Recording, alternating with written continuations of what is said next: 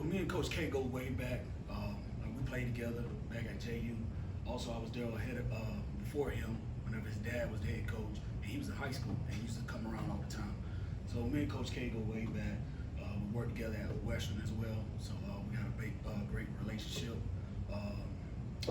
Just here to help him out, you know what I mean? We got excellent, we got a standard here, and we're trying to help him out to make sure we build that standard. So that's why I'm here. That's what the relationship was, working together good. What are the keys from a receiving standpoint with the speed of this offense?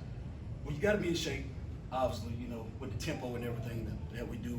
But also, you have to be able to understand the attention of detail. Coach Bell does a great job with his system, understanding with the spacing, the alignment, different things like that. So it's very important for those receivers to understand the spacing, the timing, as everything goes together. It can't be too close to the hash. Got to be outside the hash. Little things like that. Being attention to detail, understand getting your depth in routes because it's timing on everything like that. So that is huge. Being attention to detail, understand spacing and different things like that in his offense. How do you see these guys, your guys, reacting to the new offense, the new fast-paced offense? Do you think they want to get used to it? Well, I'm excited for them. Those guys, they're attacking the task at hand, understanding the system, the playbook, and everything like that. If you see a lot of times these guys coming in on their own in the meeting rooms, going over plays on their own, writing plays on the board. So these guys are doing a great job adapting to the offense, adapting to the new play calling and everything like that. So I'm excited to see what goes in store for us. What does Konate's ability to get open in the field do for your offense? Well, the good thing about him, he runs a great route. Mm-hmm. He can get in and out of his breaks well. So just today, being able to see him in live action, I was very impressed. I'm very happy to see him. Glad to have him on our team. But he does a great job route running. And for me to be able to help him to explain why we're running certain routes, why we got to understand spacing and depth, is going to help take his game to that next level. So I'm excited for what's in store for him, and can't wait till we finish out these 15 days. What about Kenny Johnson, guy who was a freshman last year? Where do you see him needing to make the most growth as he moves into his sophomore season? Well, the biggest thing with him, just understand the assignment, understand the alignment. You'll hear me saying that a lot, double A, alignment, assignment. I believe in Kenny, he's so talented as a young man he is. He's so talented, but I feel like if he understands, why I got to cut my split or why I got to line up on top of the numbers, that's going to help take his game to the next level because athletic ability, he has it, but understanding the route running and different things like that, I think that'll help him out as much as possible. So I'm excited for Kenny, very athletic guy, very talented, just excited to see what's next for him. Pretty much everyone we've talked to so far today has noted the pace of practice today. What do you like about that style of play that Bell brings, and what did you note about practice today? The biggest thing, we don't care if they mess up right now. It's early. We want to worry about tempo. We'll correct that in the meeting room. That's when we slow it down and be teachers and teach them. On the field, we're trying to get a lot of reps. So it's nice to see them understand, lining up fast and going out there to try to win their one-on-one battle.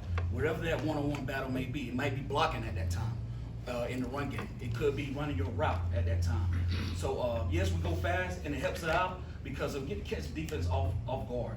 Get the easy plays, easy steal, different things like that. But then when we get into the classroom, the meeting setting, that's where we can slow it down and teach them about why we want spacing, why we want to make sure we get our depth and different things like that. So I love the tempo part, easy shots, easy plays, but also we slow it down when we get in the meeting rooms to help make sure those guys learn the plays.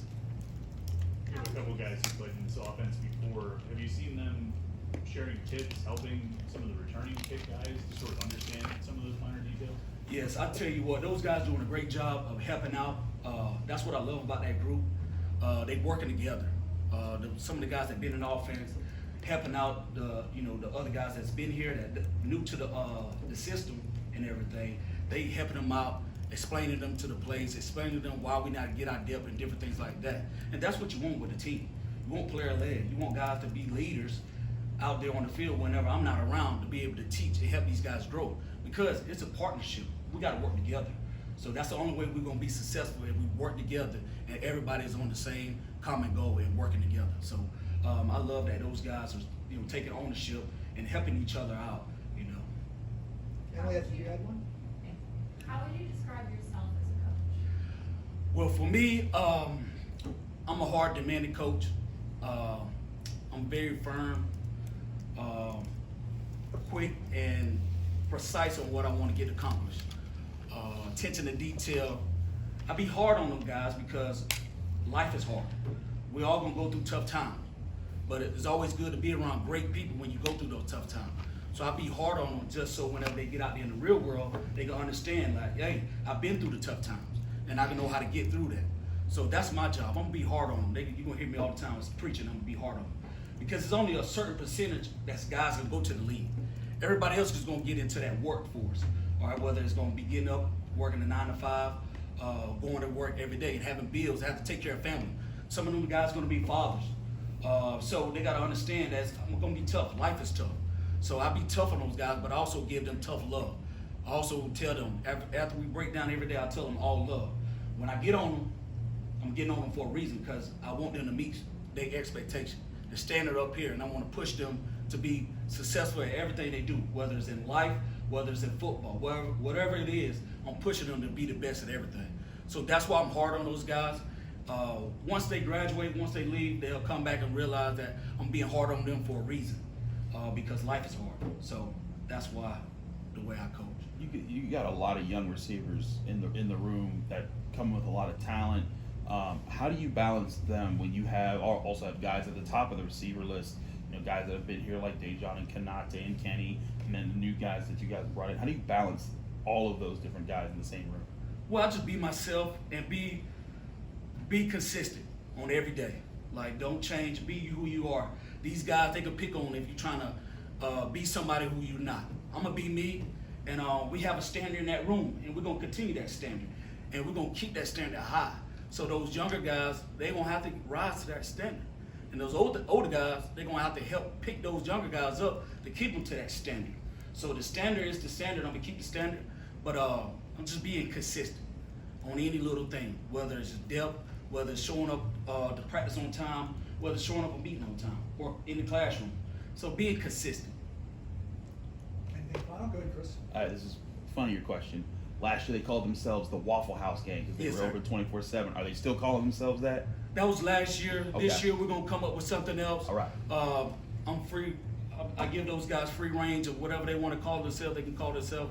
But we got to create our identity this spring. You know, with these 15 practices, and that can tell what our name is gonna be going into the fall.